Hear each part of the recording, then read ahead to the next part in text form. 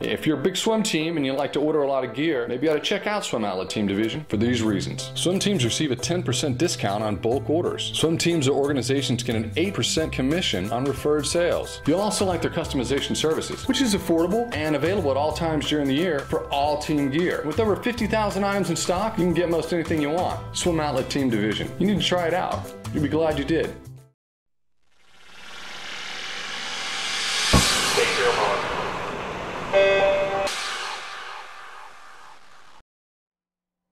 This is the Morning Swim Show for Monday, November 25th, 2013. I'm your host, Jeff Cummings.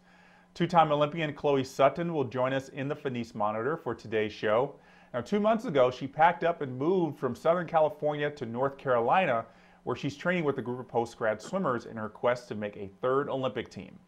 Let's bring in Chloe now via Skype, not from North Carolina, but from Mission Viejo, California. Chloe, it is great to see you again. How are you? I'm great. Thank you so much for having me on. So what brings you back to California? We just had the Golden Goggle Awards here in LA, and I came out a little early to visit my family, and it's nice to be able to spend some time at home and have golden goggles in some familiar territory. What's it like going to this event every year, the Golden Goggles, and reuniting with all your friends on the national team? It's really, really a special occasion. You know, we spend so much time with the other national teamers. We develop these relationships, and then we only really see them at competitions where everybody's, you know, doing their own thing. Everybody's really focused, and Golden Goggles is that one opportunity for us to all get together, the whole team, and just have fun together, and you know, wear pretty dresses and dress up, and you know, catch up with everybody, and no pressure, just a lot of fun, and then honoring, you know, some of the great performances every year, and the foundation as well, and everything. It's really, really a lot of fun, and this is my 8th year on the national team, so I've been to quite a few Golden Goggles now, and every single one of them is a spectacular event.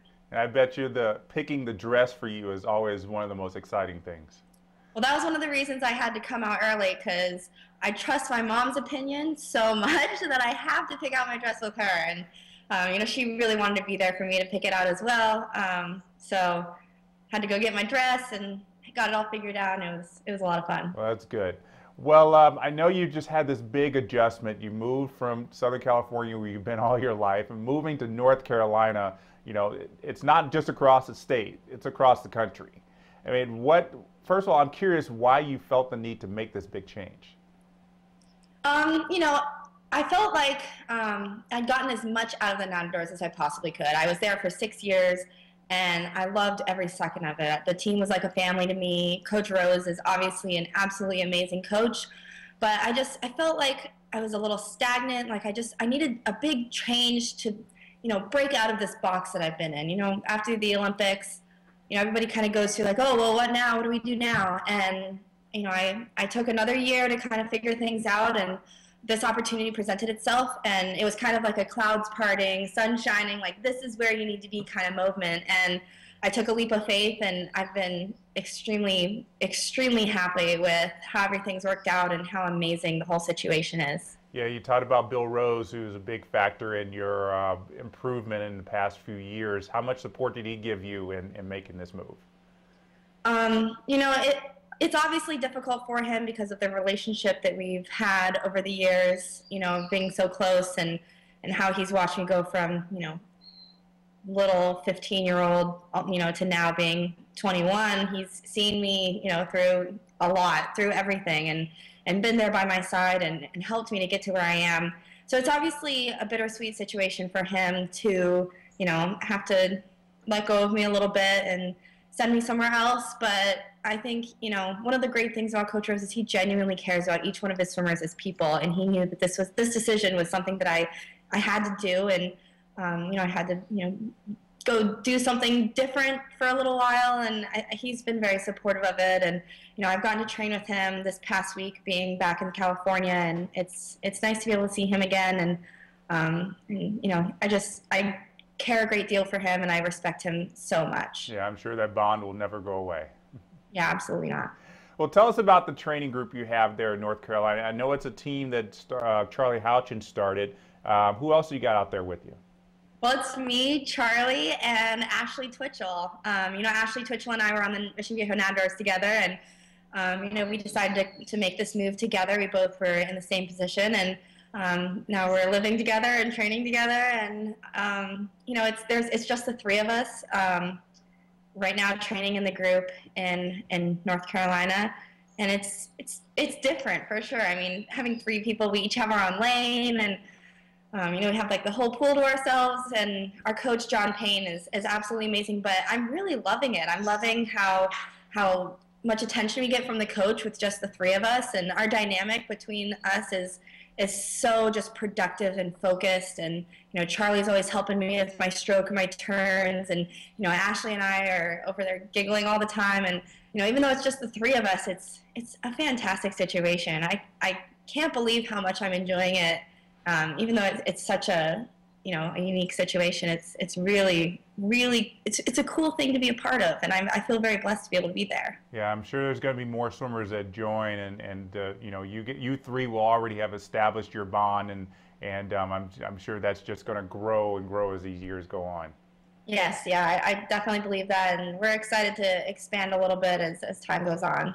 Well, it's a very interesting dynamic, as you said. You got Charlie, who is 200, 400 kind of guy. Ashley Twitchell, who is open water, so 5K, 10K, 25K. And you, 400, 800. I know you're kind of dipping into the 200 a little bit. Yeah. So how does the training work? I mean, this seems like everybody's got their own really kind of agenda. Do you all really do the same set, or do you all break away and do different things?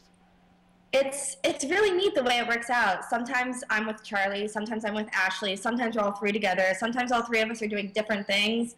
Sometimes part of the set we're together, and then we kind of separate as it goes on, and it really mixes it up a lot. And swimming alone, I guess, like when we have completely separate practices, we're still in lanes next to each other, encouraging each other, even though we might be, doing a different set than everybody else. So it's really neat. And, like I said, we all support each other so much, and we're constantly giving each other, technique and, different tips and encouragement. And sometimes we're together, sometimes we're different. Sometimes, some of us are together, some of us are separate. Every day is different. Every day is so exciting. And I really, I look forward to practice so much every day because it's just so exciting.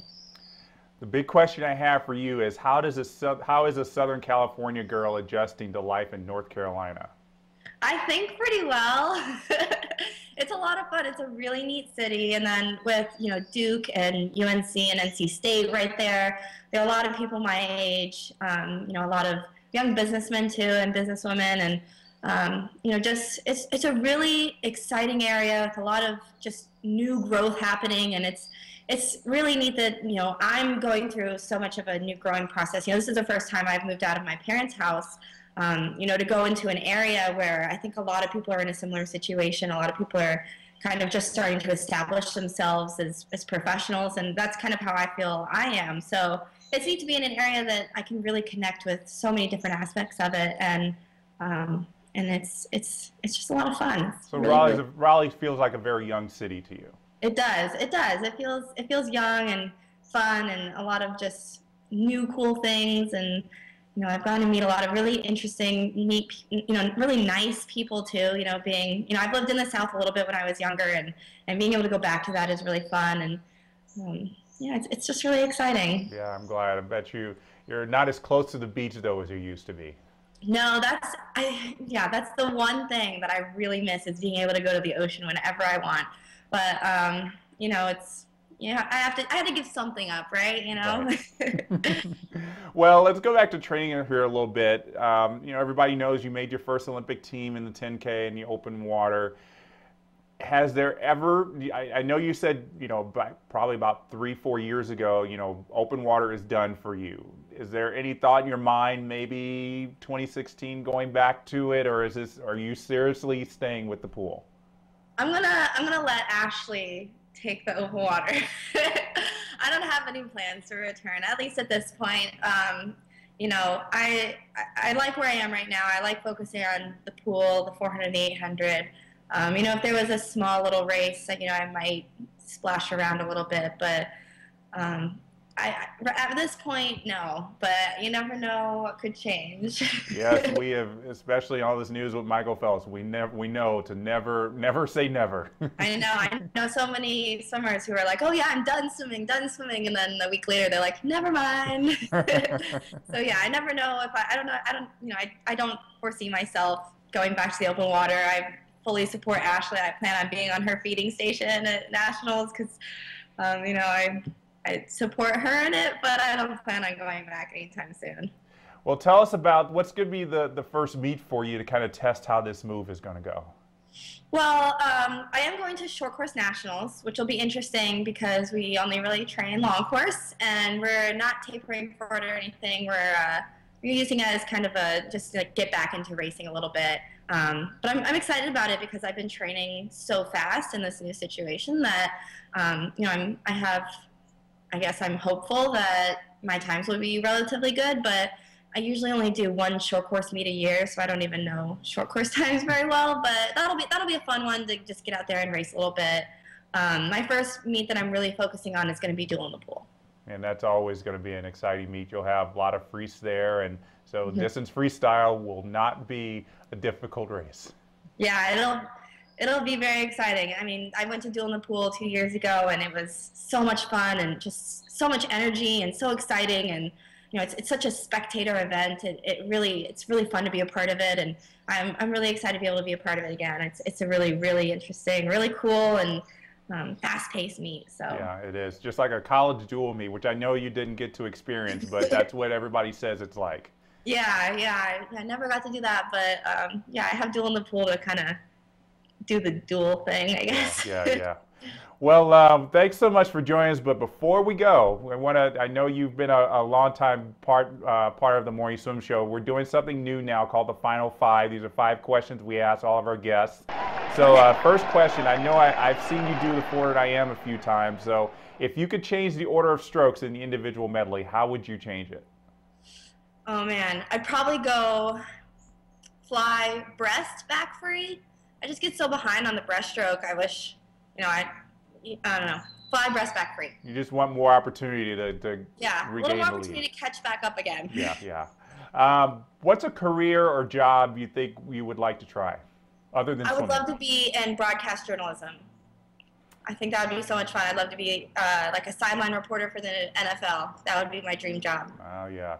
Maybe, and one day your brother could be in the NFL, so you could be reporting on him. Yeah, exactly. What's a career or job you would not like to try? Ooh, I don't think I could be any kind of like veterinarian. I like animals way too much, and I get way too sad seeing animals sad, so I couldn't do that one. Yeah. If you could change or add any of the rules in the swimming rule book, what would it be? Ooh, that's a tough one. I wish we could go back to the ankle suits. I really miss ankle suits. Okay. That's not a, I don't know. No, yeah. it was a rule. It was a rule for those suits. So yeah, I understand. All right, last question. Where do you like to go most for vacation? For vacation, probably just visiting my parents in Southern California. I love Disneyland and the beaches, so being able to come back to my parents is definitely my favorite vacation spot. Well, I guess that means you're on vacation now. I am. Well, I'll let you get back to it. I'm sure your parents are excited to hang out with you some more before you head back to North Carolina. So, Chloe, thanks again so much for joining us, and we'll see you on deck in Knoxville.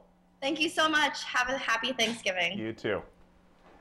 All right, so that's going to wrap it up for today's edition of the Morning Swim Show. Be sure to stick with swimmingworld.com for news from aquatic sports, and follow us on Facebook and Twitter as well. I'm Jeff Cummings. Thanks for watching.